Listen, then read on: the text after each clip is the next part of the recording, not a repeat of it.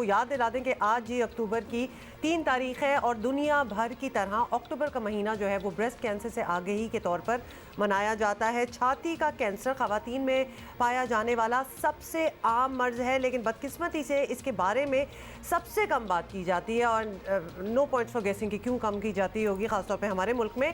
जबकि आपको ये भी बता दें कि एक रिपोर्ट के मुताबिक सालाना 50,000 पाकिस्तानी ख़वातीन ब्रेस्ट कैंसर की वजह से मौत के मुंह में चली जाती हैं, जो कि एशिया में सबसे ज़्यादा तादाद है। जबकि मतलब हमारे यहाँ ही ऐसा क्यों होता है? जबकि ब्रेस्ट कैंसर के सालाना 90,000 नए मरीज सामने आ रहे हैं। ब्रेस्ट कैंसर का मुकाबला करने के लिए पहला कदम यह है कि इस मर्ज़ से आगाही दी जाए और इस मर्ज़ की तशख़ीस अगर जल्दी हो जाए तो you can get it treated and आप एक नॉर्मल सेहतमंद ज़िंदगी बकिया अपनी गुजार सकते और हैं। इसीलिए हमारा काम होता है कि हमने आपको इन्फॉर्मेशन देनी है, आगाही देनी है और इस सिलसिले में पिंक रिबन जियो टीवी के ताउन से हर साल अक्टूबर का पूरा महीना छाती के कैंसर की थीम के साथ मनाया जाता है, ताकि ना सिर्फ इस मर्ज़ के बारे में आगाही दिलाई जा सके बल्कि मैं कहती हूँ कि कीमती जानें जो हैं उनको भी बचाया जा सके, क्योंकि कहते हैं कि अगर इसकी तशख़ीस पहले हो जाए तो ये सबसे ज़्यादा ट्रीटेबल क्योरेबल कैंसर भी हो सकता है। इसका प्रोग्नोसिस बहुत अच्छा है। बिल्कुल। इस हवाले से पिंक रिबन के CEO उमर आफ्ताब साहब हमेशा की तरह आज भी हमारे मेहमान हैं। आपको पता है लाहौर में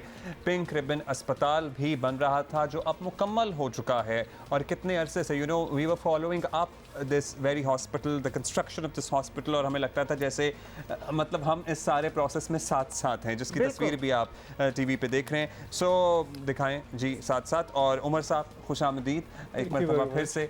हम सबसे पहले तो ये जान लें आपसे कि आपने इतनी कोशिश की है ओवर द ईयर्स इस कॉज को आगे बढ़ाने में, आपको फ़र्क नज़र आता है गुज़श्ता सालों के मुकाबले में अब आज 2022 में जब हम बात कर रहे हैं? देखिए, तो थैंक यू वेरी मच। अब जियो को तकरीबन कोई इट्स बीन 10 ईयर्स जियो जो है वो पार्टनर है हमारी कैंपेन के साथ। अच्छा, फ़र्क सिर्फ अभी इतना पड़ा है कि हम इस इशू पे बात करना शुरू हुए, क्योंकि जब से ये कैंपेन शुरू हुई तो शुरू के तो बहुत सारे साल अब इस इशू पे बात करना ही ऑलमोस्ट एक इम्पॉसिबल चीज़ थी, और एक ऐसी चीज़ जिससे कि हज़ारों कीमती जानें बचाई जा सकती हैं सिर्फ अवेयरनेस से, और अगर उस पर बात ही ना की जा सके तो फिर तो कहीं स्टार्टिंग पॉइंट ही बहुत मुश्किल था। तो एटलीस्ट मैं ये कहता हूँ कि हम अभी पॉइंट ज़ीरो पे आए हैं माइनस से, कि हम इस इशू पे बात हो रही है, आज आपके साथ बात हो रही है, अक्टूबर में आप जनरली कुछ एटलीस्ट बात होनी शुरू हुई है। लेकिन जितना बड़ा ये इशू है, हर 9 में से एक खातून पाकिस्तान में ब्रेस्ट कैंसर के रिस्क पे है, यानी जिसका मतलब ये है कि पाकिस्तान में 1 करोड़ से ज़्यादा ख़वातीन ब्रेस्ट कैंसर के रिस्क पे। हमारे यहाँ क्यों है ज़्यादा तनासुब? लेकिन ये अभी कोई एक ऐसी चीज़ तो हम नहीं मेडिकली प्रूव कर सके, लेकिन जो हमारी ईटिंग हैबिट्स हैं, जो chemicals, pesticide, genetically modified food, जैसे हम चिकन यूज़ कर रहे हैं, जिस शक्ल में हम दूध का इस्तेमाल कर रहे हैं, तो ये सारी चीज़ें जो हैं ये एक बहुत बड़ा फैक्टर है। अच्छा, और फिर जो एक और अलार्मिंग चीज़ जो कि पूरी दुनिया से पाकिस्तान में डिफरेंट है, वो ये है कि हमारे यहाँ young girls are being diagnosed with breast cancer. पूरी दुनिया में जो एवरेज एज है वो 55 साल है, पाकिस्तान में जो एवरेज एज है वो 35 साल है, और उससे ज़्यादा हम ये देख रहे हैं कि यंग बच्चियाँ 17, 18, 19 की एज में उनको ब्रेस्ट कैंसर हो रहा है, जो कि एक बहुत अलार्मिंग और अनयूजुअल फिनोमेना है, इसको इंटरनेशनली देखते हैं। तो इसलिए इसके ऊपर बात करना। अच्छा, फिर अभी तक तो हम पिंक रिबन का जो पूरा फोकस रहा पिछले 20 साल में, वो हम अर्ली डिटेक्शन की बात करते रहे, लेकिन अब हम इस वक्त प्रिवेंशन की बात कर रहे हैं, क्योंकि अब मेडिकल साइंस ये बता रही है कि 40% कैंसर और ब्रेस्ट कैंसर जो है वो प्रिवेंटेबल है विद लाइफस्टाइल चेंज। कैसे? मतलब जैसे कि जो कुछ हम ऑर्गेनिक खानों की तरफ हम खा रहे हैं, बिल्कुल हमें इसके ऊपर।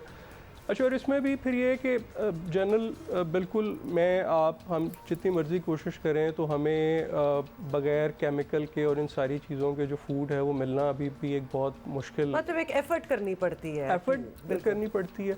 तो उसके लिए बल्कि अभी हम एडवोकेसी कर रहे हैं फूड जो अथॉरिटीज़ के साथ भी, क्योंकि देखें दुनिया में जैसे FDA ने, EU ने बहुत सारे ऐसे केमिकल्स और प्रिजर्वेटिव्स, एडिटिव्स जो प्रूवन हैं, जो कैंसरस हैं, वो बहुत अरसे से बैन कर दिए हैं, वो आज भी पाकिस्तान में यूज़ हो रहे हैं। तो वो अभी हमें कुछ चीज़ों को तो स्ट्रेटेजिक लेवल पे देखना है, क्योंकि जब तक हम उनको बिल्कुल बेस से बंद नहीं करेंगे तो शायद एक आम जो पाकिस्तानी है वो शायद उसके और असर लाइफस्टाइल में वर्जिश भी, जी एक्सरसाइज बहुत एक्सरसाइज अच्छा फिर मेंटल हेल्थ, क्योंकि मेंटल हेल्थ अब हम ये देखते हैं कि पिछले 2-3-4 साल में पहले कोविड की सिचुएशन रही, अब ये फ्लड्स की सिचुएशन, कोई ना कोई disaster one after another. Mental health, क्योंकि मेंटल हेल्थ जो है उससे आपका इम्यून सिस्टम वीक होता है, जब आपका इम्यून सिस्टम वीक होता है तो आपके ऊपर मुख्तलिफ बीमारियां जो हैं वो अटैक करती हैं।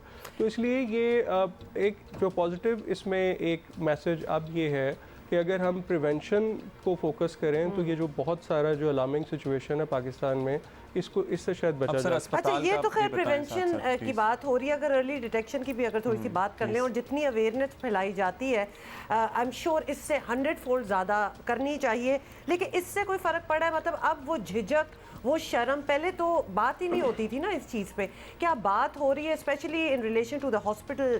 देखिए बिल्कुल हमने ये देखा कि कुछ पॉइंट्स में जो अब पेशेंट सिम्टम के साथ हॉस्पिटल्स में आ रहे हैं, जैसे पहले तो था कि एवरेजली कोई 70% ख़वातीन थर्ड स्टेज ऑनवर्ड रिपोर्ट करती थी, तो अब बिल्कुल हमने देखा। अच्छा, और एक जो पॉजिटिव चीज़ है वो ये है कि हमने ये देखा है कि जो यंग बच्चियां जो हैं उनमें ख़ास तौर पे मतलब जैसे हम अपनी हेल्पलाइन पे भी देखते हैं, डिफरेंट हॉस्पिटल्स में भी देखते हैं कि जो यंग बच्चियां हैं वो ज़रा थोड़ा सा ज़्यादा कॉन्शियस हैं, अवेयरनेस भी आ गई है और वो एक कॉन्फिडेंस भी है टू टॉक अबाउट इट। तो ये एक पॉजिटिव चीज़ है, लेकिन स्टिल फिर अब हमें ये देखना है कि देखें हमारी 25 करोड़ की आबादी है, तो आया उसमें कितने मेमोग्राम फैसिलिटीज़ अवेलेबल हैं, कितने ट्रीटमेंट सेंटर्स अवेलेबल हैं। सो वो अभी ब्रेस्ट कैंसर से ज़िंदगियां बचाने के लिए आई थिंक एक बड़ा एक लंबा सफ़र जो है अभी भी, लेकिन चलें गुड न्यूज़ है कि एटलीस्ट इस पे बात हो रही है। अच्छा जी, लाहौर में पिंक रिबन अस्पताल अब बन चुका है, लेकिन फिर भी पिंक रिबन को अस्पताल को